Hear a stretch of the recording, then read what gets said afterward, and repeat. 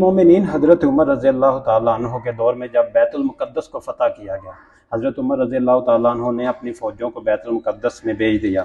तो पादरियों ने अपनी किताबों में पढ़ा हुआ था कि जब तुम्हारे पास ये मुसलमान अगर जंग करने के लिए आए तो इनके सामने से आगे से जंग ना करना। उन्होंने अपनी किताबों में पढ़ा, उन्होंने कहा आप मुसलमान हो, हमने अपनी किताबों में पढ़ा हुआ है, हम आपके साथ जंग नहीं करेंगे। उन्होंने कहा फिर हमें बैतुल मुक़द्दस की चाबियां दे दो। उन्होंने कहा हम चाबियां आपको नहीं देंगे, हम आपके अमीरुल मोमिनीन, आपका जो खलीफा होगा, आपका जो हुक्मरान होगा, उसको चाबियां देंगे। उन्होंने खत लिखा, हज़रत उमर को पैगाम भेजा कि अमीरुल मोमिनीन जल्दी आ जाओ। वो कहते हैं हमने आपके हुक्मरान, आपके खलीफा को ही बैतुल मुक़द्दस की चाबियां देनी है।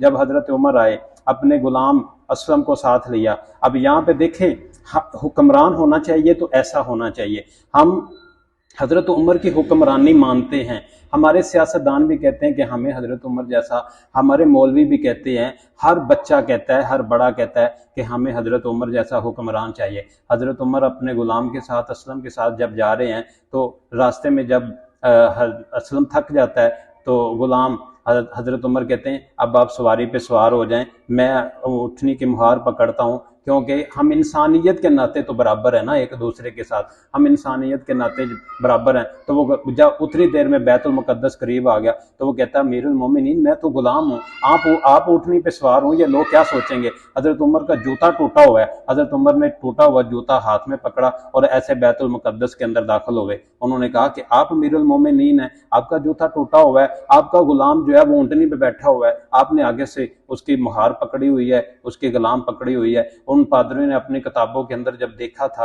कुछ निशानियां देखी, उन्होंने चाबियां हजरत उमर के हाथ में थमा दी कि ये बैतुल मुक़द्दस आपका है। अमीरुल मोमिनीन हजरत उमर रज़ी अल्लाह ताला अन्हु एक मिस्र का मसलन एक गवर्नर है, गवर्नर का बेटा एक बद्दू को थप्पड़ मारता है। अमीरुल मोमिनीन के पास वो बद्दू आगे कहता है कि मुझे फलां शहजादे ने थप्पड़ मारा है। हजरत उमर ने जब उसको बुलाया, उसने कहा ये गरीब है और जब मैं अपने कपड़े पहनता हूं तो ये मेरे कपड़े लंबे होते हैं, तो ये मेरे कपड़ों के ऊपर पांव देता है और आगे से मजाक उड़ाता है। हजरत उमर ने कहा कि तुम अगर इतने बड़े कपड़े अगर पहनोगे तो अगर कोई पांव देगा तो फिर मोहम्मद के ये जो गरीब साहबी हैं ये कहां पे चले जाएंगे, ये भी तो इसी इंसानियत का हिस्सा है ना, आपने इसको थप्पड़ क्यों मारा है। हजरत उमर उस बद्दू को हुक्म देते हैं कि मेरे सामने आप इसको थप्पड़ मारें, ये शहजादा है तो फिर क्या है, इंसानियत के नाते तो हम बराबर हैं। वो जब थप्पड़ मारने लगता है तो शहजादा कांपने लगता है। तो उस सहाबी को याद आता है कि नबी करीम सल्लल्लाहु अलैहि वसल्लम की हदीस है, हाँ अगर तुम माफ कर दो तो वो तुम्हारे लिए बेहतर है, हाँ अगर तुम बदला लो वो तुम्हारा हक है। उसने माफ कर दिया। ये इस्लामी तरीक भरी पड़ी है हजरत उमर की फतूहात से। हजरत उमर रजी अल्लाह ताला अन्हु के दौर में ईरान को फतह किया गया। उस वक्त दुनिया की दो बड़ी सुपर पावर थी, ईरान था और रोम था। ईरान के अंदर जितने भी मुशरक थे वो ईरान के अंदर आते थे और रोम के अंदर जितने भी अहले किताब थे वो रोम के अंदर आते थे। तब ऐसा दौर था नबी करीम सल्लल्लाहु अलैहि वसल्लम के दौर में कि कभी ईरान की पावर हो जाती थी, कभी रोम की पावर हो जाती थी। हजरत उमर ने ईरान में और रोम में अपनी फौजों को भेज दिया। ईरान को जब फतह कर लिया, अमीरुल मोमिनीन के ये बताया जाता है कि अमीरुल मोमिनीन ने जब ईरान में अपनी फौजों को भेजा तो सुबह 10 बजे आके सामने रास्ते पे आके बड़े रास्ते पे खड़े हो जाते एक, और उमर सारी रात सोते नहीं थे, मसलन इसी टेंशन में होते थे कि पता नहीं ईरान फतह भी हुआ होगा या नहीं फतह हुआ होगा। एक दिन काफी दिनों के बाद एक तेज रफ्तार घोड़े के साथ एक बंदा आ रहा है, अमीरुल मोमिनीन उसको रोकते हैं, वो आगे मदीना की तरफ आ रहा है, अमीरुल मोमिनीन घोड़े के साथ साथ भाग रहे हैं। उससे कहते हैं तुम मुझे बताओ कोई पैगाम लेके आए हो। वो उस बात नहीं सुनता।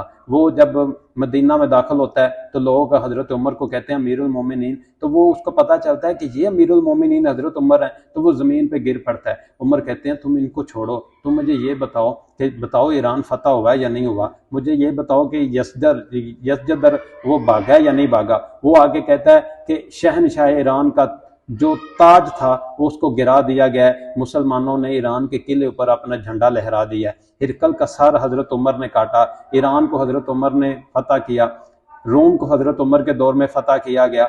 हजरत उमर की बेशुमार इस्लाम के ऊपर कुर्बानियां और बेशुमार हजरत उमर रज़ी अल्लाह ताला अन्हो इस कदर आदल थे कि उनके कपड़ों के ऊपर 17 पेबंद लगे हुए थे और वो मुसलमानों का हुक्मरान था। उमर ने ही तो कहा था कि अगर मेरे दौरे हुकूमत में अगर एक कुत्ता भी दरिया के किनारे प्यासा मर गया ना, तो उमर उसका क्या जवाब देगा। लेकिन मुझे अफसोस से कहना पड़ता है कि शायद हमारे आज के हुक्मरानों को, हमारे आज के मौलवियों को ज़रा भी इस बात की फ़िक्र नहीं है कि शायद हमने भी इस दुनिया से जाना है।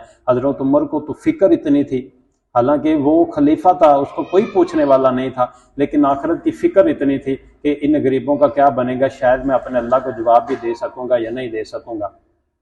लेकिन मुझे अफसोस, सबसे ज़्यादा जो अफसोस है वो आज इन मौलवियों के ऊपर है।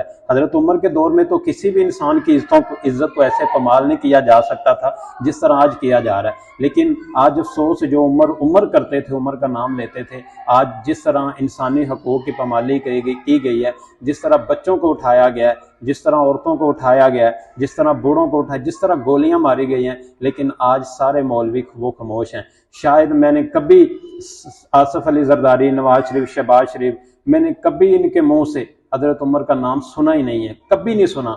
बिलावल भुट्टो के मसलन उनको पता ही नहीं है शायद कभी कोई उमर भी इस्लाम के तरीके के अंदर था या नहीं।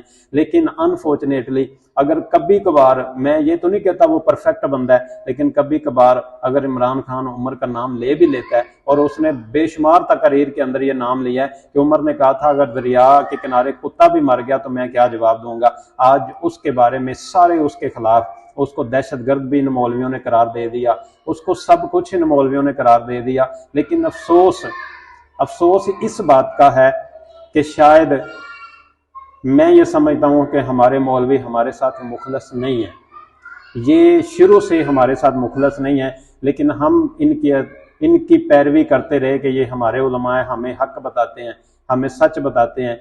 हाँ, हमारा डिफरेंस ज़रूर है, पॉलिटिकली हम एक दूसरे से डिफरेंस हो सकते हैं, सोशली एक दूसरे से डिफरेंट हो सकते हैं, ज़ात की नस्ल से हम एक दूसरे से डिफरेंट हो सकते हैं, लेकिन हम हैं तो सारे इंसान ही ना। तो इंसान की हिफाजत भी उतनी ही है, एक आम इंसान की हिफाजत भी उतनी ही है जितनी कि एक बड़े अफसर की, एक बड़े ब्यूरोक्रेट्स की, और एक वजीर की, एक मुशीर की, एक वजीर आज़म